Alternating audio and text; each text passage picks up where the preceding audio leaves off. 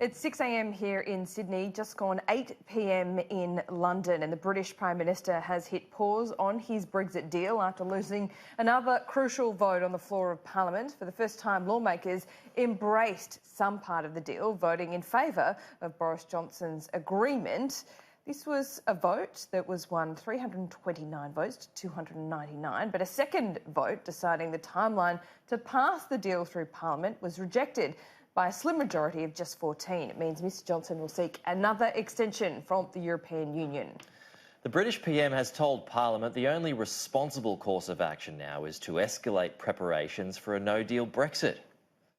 I will speak to EU member states about their intentions until they have reached a decision.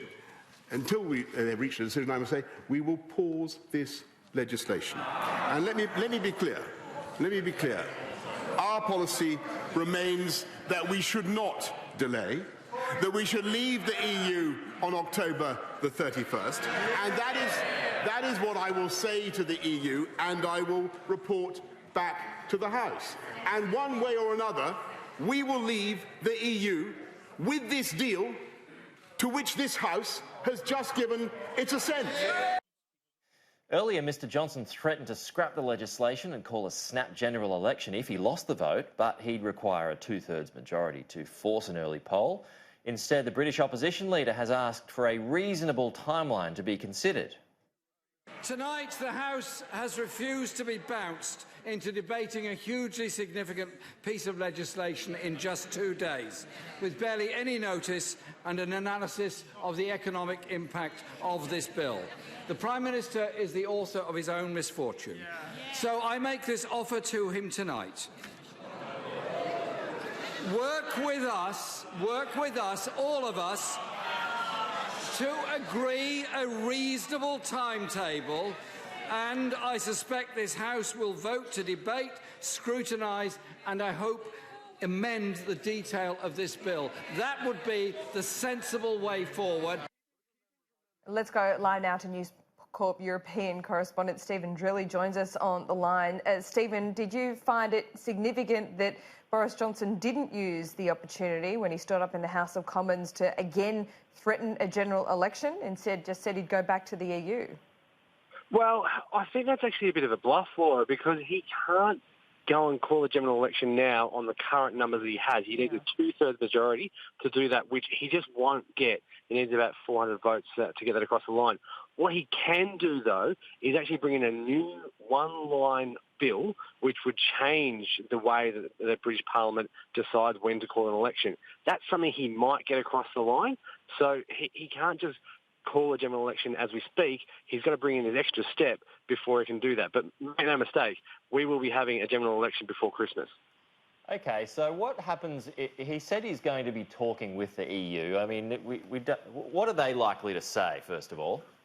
Well, they are likely, very, very likely, if I had to put $100 on it, I would say they were going to give Britain an extension until January 31. They've already got the piece of paper, Peter, that says we want an extension, which was forced upon Boris Johnson to send over the weekend. He didn't want to do it. He didn't sign it. He was trying to be, he got called a spoiled brat because he was trying as desperately as he could to not put that request to the EU. But what it meant is that the EU now can just sign off on this. They could go on, without even out having a meeting, just say, right, we're going out to January 31, but if you guys come back with a deal earlier, we'll let you out.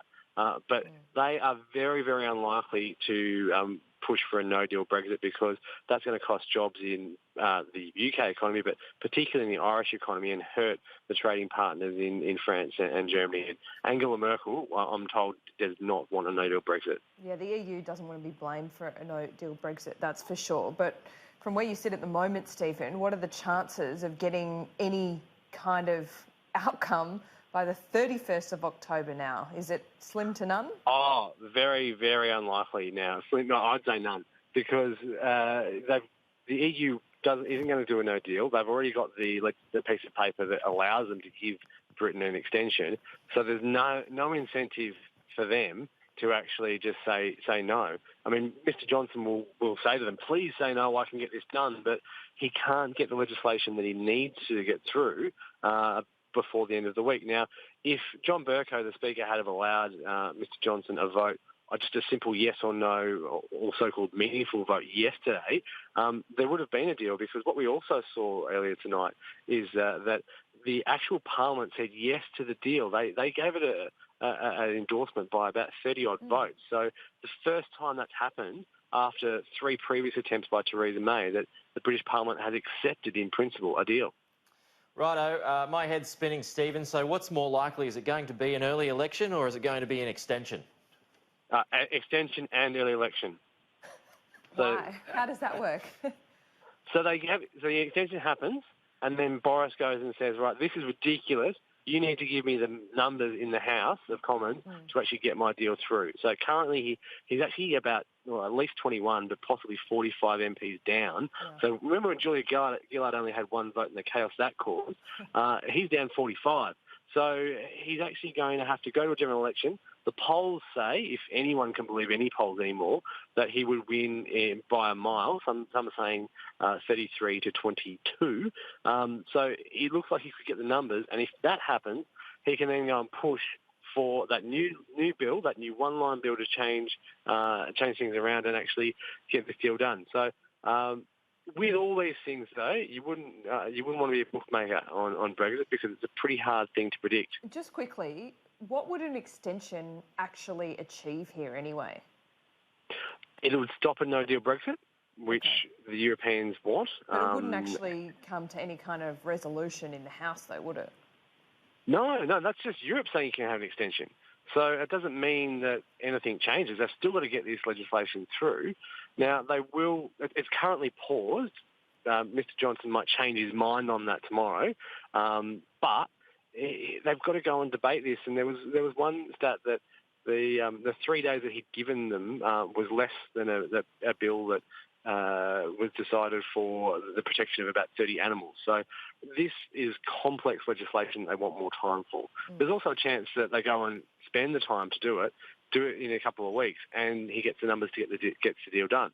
However, they might also just throw in so many amendments, and the key one that will probably throw a spanner in the works is that they want to keep the Northern Ireland in the UK customs market. Now, if that happens, that means that any free trade deals cannot be signed by the UK. It's actually become, and it sort of booby traps the whole thing, and will mean that Mr Johnson probably pull the whole bill, because it's not the deal that he got across the line. All right, everything's going so well. So if the election was before Christmas, has there any dates been thrown around? Is there any markers? No, this is literally the last sort of 15 minutes where that's even been seriously considered, and it still has a couple of hurdles to get past for that to happen. But they can do it in 6 weeks, so that's a quicker option. If there is, it's unlikely, but if there was a second referendum, that would take about 6 months.